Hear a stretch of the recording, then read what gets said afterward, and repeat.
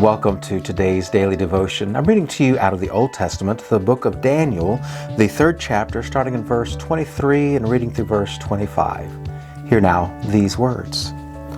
But the 3 men, Shadrach, Meshach, and Abednego, fell down, bound into the furnace of blazing fire.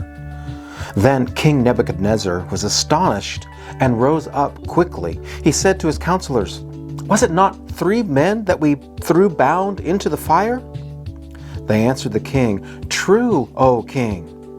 And the king replied, "But I see 4 men unbound walking in the middle of the fire, and they are not hurt, and the 4th has the appearance of a god." This is right in the middle of one of the most popular stories of the Old Testament, the story of Shadrach, Meshach, and Abednego. They are young Jewish men who have been taken captive by the armies of Babylon, and the king of Babylon, Nebuchadnezzar, has declared that everyone must worship him or be thrown into a fiery furnace.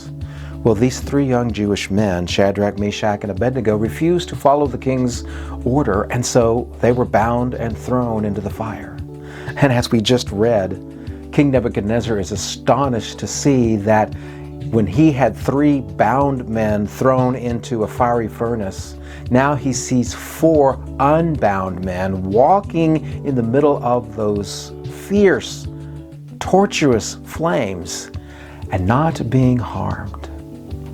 What an incredible story.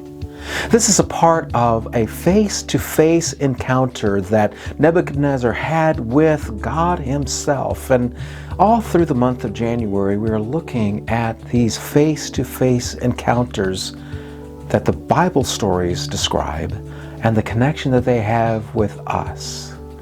What kinds of pressures are on you to follow the dictates of society and the pressures to conform to the way this world thinks about things, even when you know it's wrong?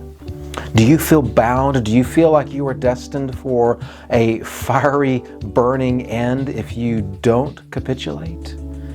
Well, my friend, I want you to know that God is with you and you can stay firm, to believe in what is right and not be captured by the forces of cultural accommodation. Let God be your support, and you too can know the astonishment of the goodness God brings into even the worst situation. And I'll see you tomorrow for another daily devotion.